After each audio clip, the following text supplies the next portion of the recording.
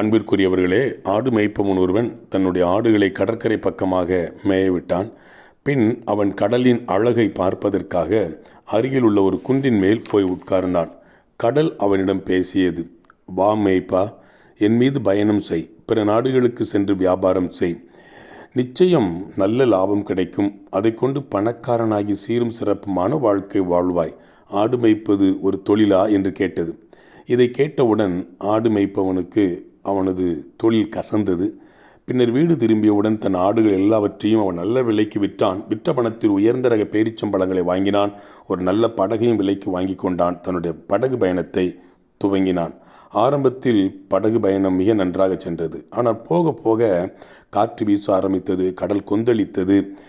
மேய்ப்பன் பயந்து போனான். படகையும் தன்னையும் காப்பாற்ற வேண்டுமானால் படகை பாரத்தை குறைக்க வேண்டும். எனவே பேரிச்சம்பழ மூட்டைகளில் கடலில் தூக்கி எறிந்தான். எல்லா மூட்டைகளும் கடலுக்குள் போய்விட்டன. இப்பொழுதும் படகு சரிப்பட்டு வரவில்லை. கடைசியில் படகு பாறை ஒன்றில் மோதி துண்டு துண்டாய் போனது. மேய்ப்பன் கடலில் வீழ்ந்தான்.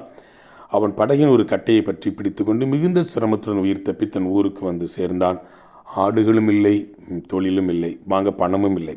எனவே கூலிக்கு ஆடு மேய்க்க துவங்கினான். மீண்டுமாக கொஞ்சம் கொஞ்சமாக பணம் சேர்த்து அவன் சில ஆடுகளை வாங்கி ஆட்டு மந்தை ஒன்றை உருவாக்கி அதை மேய்க்க ஆரம்பித்தான். நீண்ட நாட்களுக்கு பிறகு மீண்டும் அவன் ஒரு நாளிலே கடல் அருகே வந்து கடற்கரையிலே ஆடுகளை மேய்க்க விட்டான். அப்பொழுது கடலிலிருந்து கிளம்பி வந்த அலை ஒன்று அவன் காலை தொட்டி சென்றது.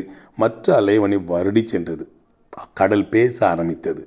உடனே இவன் சொன்னான், உன் வருடலுக்கும் தழுவுதலுக்கும் பணிதலுக்கும் நான் பழைய மேய்ப்பன் அல்ல.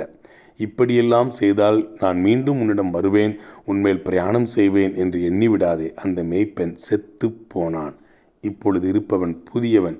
உனக்கு மீண்டும் இனிமையான சுவை நிரம்பிய பேரிச்சம்பழங்கள் வேண்டுமானால் அதற்கு வேறு எதையாவது மடையனை பார் என்று சொல்லி இவன் ஆடுகளை மேய்க்க ஆரம்பித்தான்.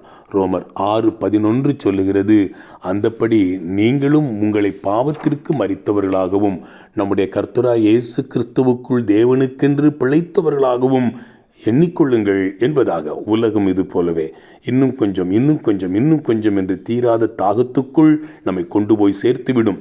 செல்வமானாலும் சரி, செல்வாக்கானாலும் சரி, புகழானாலும் சரி, இன்னும் வேண்டும் என்று ஓடினால் உலகம் நம்மை மாயைக்குள் ஆழ்த்திவிடும். வாழ்த்துக்களுடன் ஜார்ஜ்.